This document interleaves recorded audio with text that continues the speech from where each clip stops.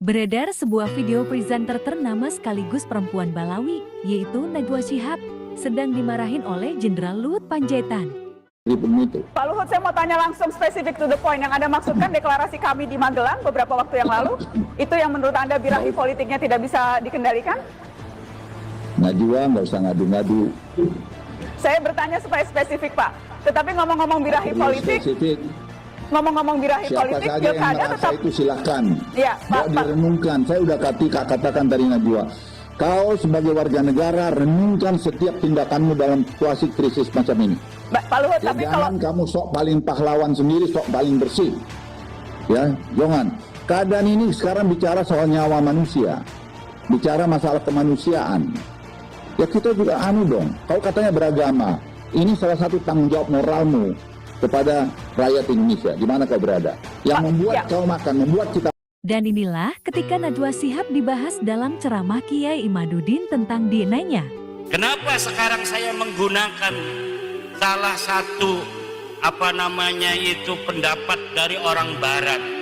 Karena pendukung mereka namanya Rumel Abbas sekarang menggunakan orang Barat, menggunakan kiai dari Mesir. Saya bantah, Syekh Ali Jum'ah tidak bisa jawab, itu orang Mesir.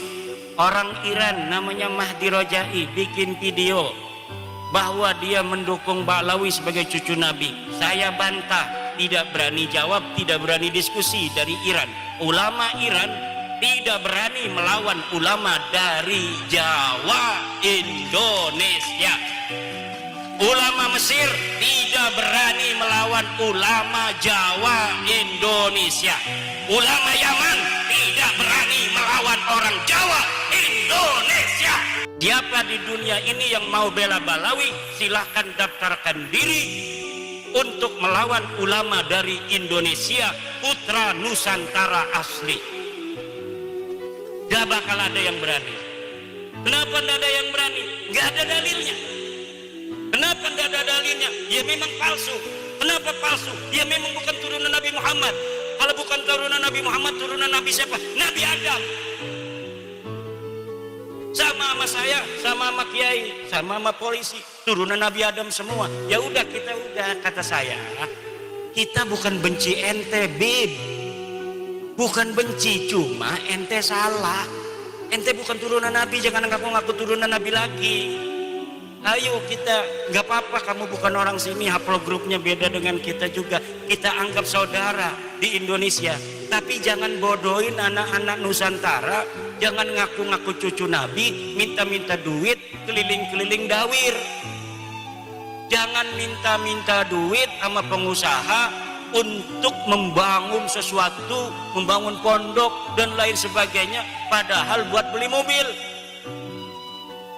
Udah sadar bahwa ente bukan cucu Nabi, nggak ada dalam kitab nasab, nggak ada di dalam kitab sejarah. Tes DNA-nya orang Kaukasus, haplogrupnya G. Haplogrup G itu orang Kaukasus, sekarang yang banyak itu di daerah Turki, orang India di daerah Pakistan yang berbatasan dengan Afghanistan, suku Kalas.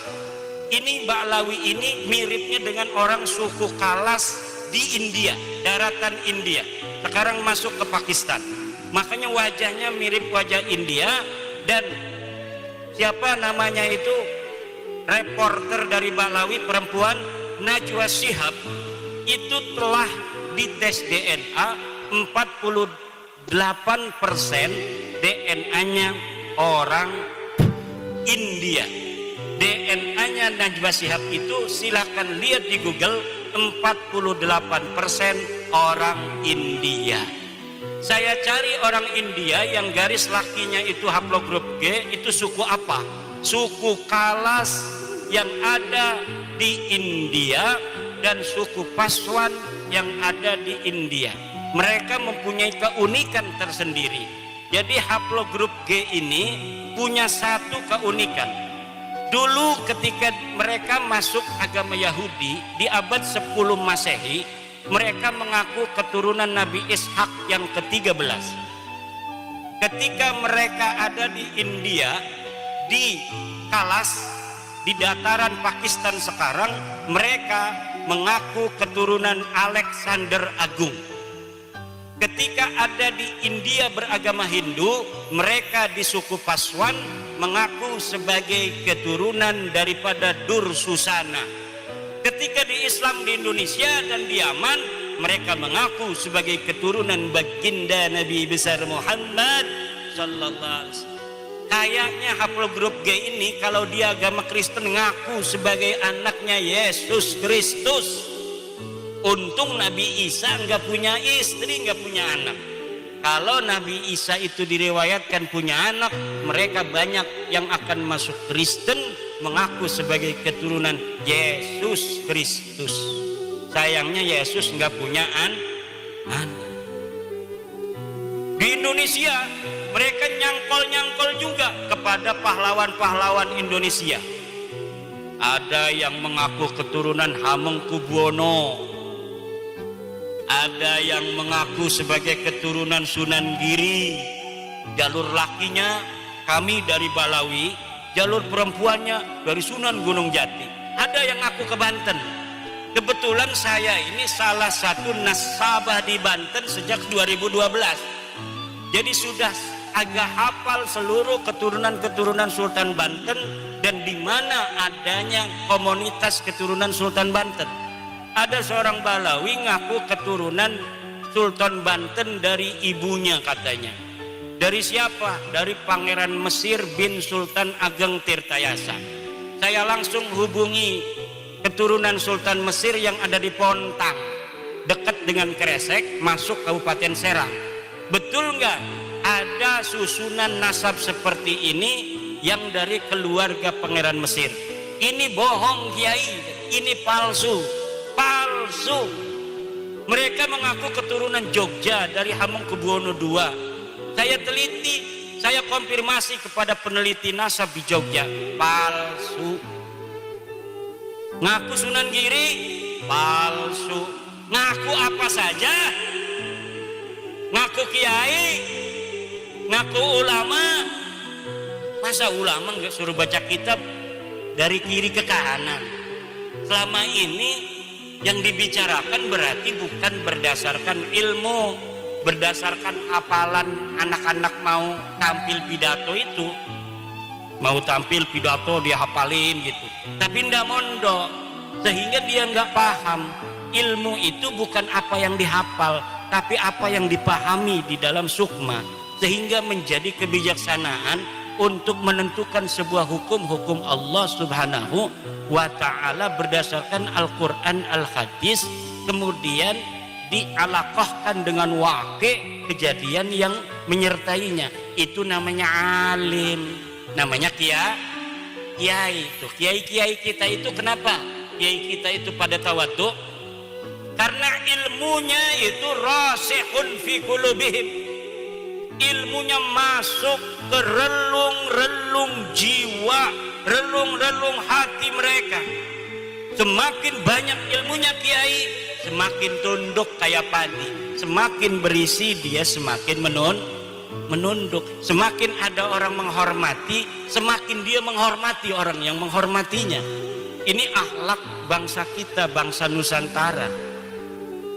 Tapi mereka kalau dihormati gelunjak, semakin dihormati, semakin yang menghormatinya dimanfaatin, duitnya diroyot, apa tuh istilahnya, diporotin. Kalau ada mukibin kaya, udah habis itu, punya mobil Alphard diminta, kalau enggak kualat ente.